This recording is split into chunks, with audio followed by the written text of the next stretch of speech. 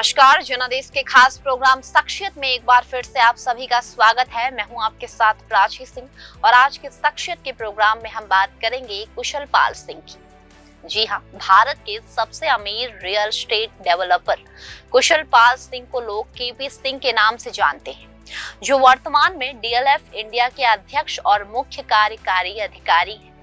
इनको भारत के real estate के क्षेत्र में सबसे बड़े विकास पुरुष के रूप में जाना जाता है। इनकी कंपनी डीएलएफ लिमिटेड भारतीय रियल एस्टेट उद्योग के क्षेत्र में आज भी अपना मजबूत पकड़ बनाए हुए है। गुड़गांव आधुनिक टाउनशिप को वर्तमान रूप में विकसित करने का श्रेय भी केपी सिंह की कंपनी डीएलएफ लिमिटेड को ही जाता है। इनका रियल एस्टेट व्यवसाय संपूर्ण भारत के लगभग 20 राज्य के 25 शहरों में फैला हुआ है।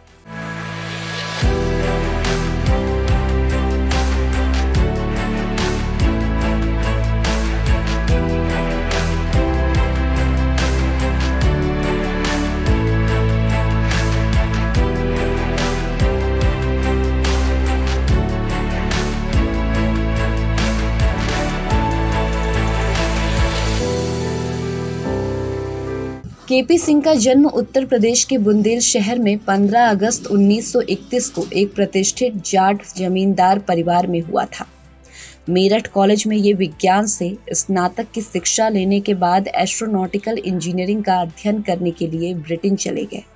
ब्रिटेन में इंजीनियरिंग की शिक्षा प्राप्त करने के बाद इन्हें ब्रिटिश अधिकारी सेवा चयन बोर्ड ने भारतीय सेना में सेवा के लिए चयनित किया।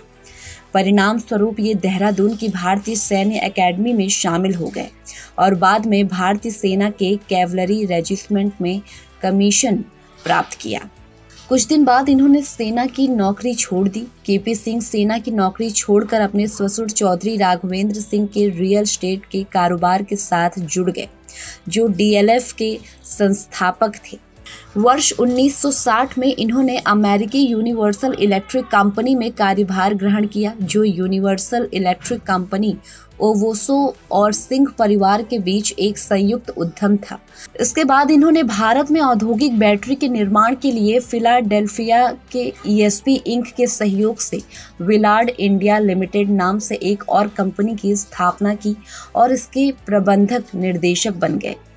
वर्ष 1989 में अमेरिकन यूनिवर्सल इलेक्ट्रिक कंपनी का डीएलएफ यूनिवर्सल लिमिटेड में विलय हो गया और केपी सिंह नई कंपनी के प्रबंध निर्देशक बन गए।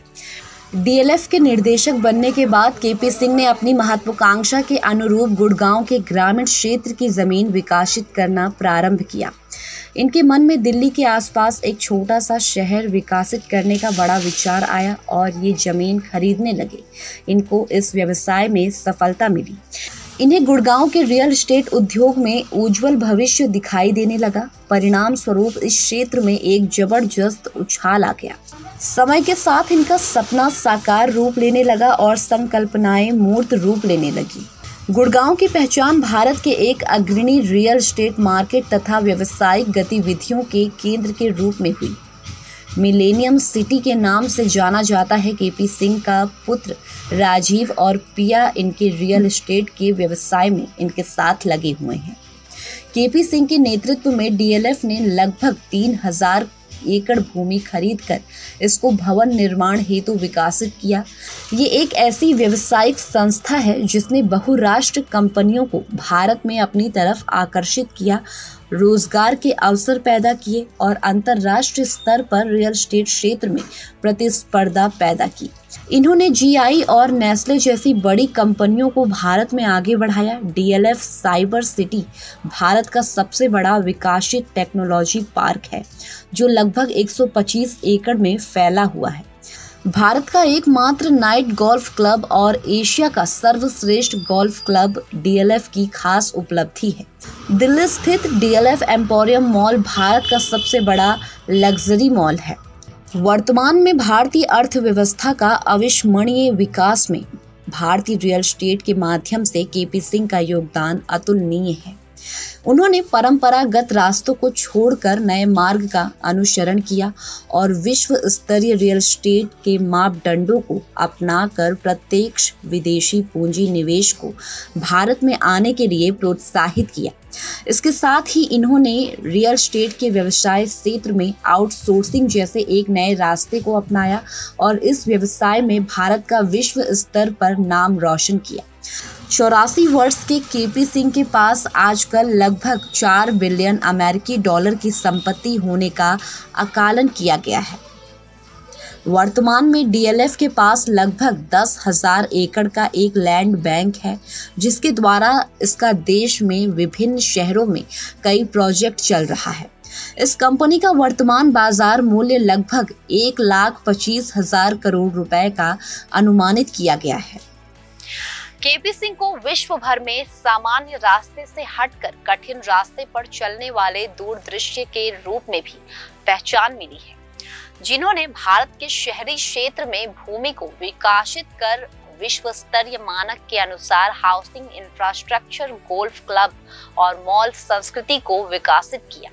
इन्होंने अपने कुशल व्यवसाय कौशल के बदौलत विश्व के विभिन्न देशों से बहुत बड़ी मात्रा में पूंजी का भारत में निवेश कराया और बहुत से लोगों को इस क्षेत्र में रोजगार का अवसर भी उपलब्ध कराया। केपी सिंह को राष्ट्रीय तथा अंतर्राष्ट्रीय स्तर पर बहुत से प्रतिष्ठित पुरस्कार एवं सम्मान मिला है। इनके रियल एस्टेट में उत्कृष्ट योगदान के लिए 26 जनवरी 2010 को तत्कालीन भारतीय सरकार ने अपने सबसे प्रतिष्ठित नागरिक सम्मान पद्म भूषण से सम्मानित किया। इन्हें जेबी पंत कृषि विश्वविद्यालय ने डॉक्टर की मानद उपाधि से विभूषित किया। वर्ष 2008 में फॉर्च्यून पत्रिका ने इन्हें अपने व्यवसाय से संपत्ति अर्जित करने की दृष्टि से विश्व में सबसे धनी तथा विश्व में 8वां धनी व्यक्ति घोषित किया था। इन्हें दिल्ली के संरचनात्मक विकास में अपने बहुमूल्य योगदान के लिए दिल्ली सरकार द्वारा दिल्ली रत्न पुरस्कार से भी सम्मानित किया गया है। वर्ष 2000 में भारत सरकार ने इनकम टैक्स विभाग द्वारा दिल्ली क्षेत्र के सबसे ज्यादा टैक्स देने के लिए इन्हें सम्मानित किया गया। ये बहुत सी सरकारी और गैर सरकारी समितियों और बोर्डों के परामर्शदाता भी रहे हैं, जैसे chamber of commerce and industry और पीएचडी चैम्बर ऑफ कॉमर्स के अध्यक्ष के रूप में भी कार्य कर चुके हैं। ये रिजर्व बैंक ऑफ इंडिया के केंद्रीय परामर्शदाता समिति के भी सदस्य रहे हैं। वर्तमान में ये विभिन्न क्षेत्र में काम करने वाली लगभग 31 व्यावसायिक कंपनियों के निर्देशक हैं।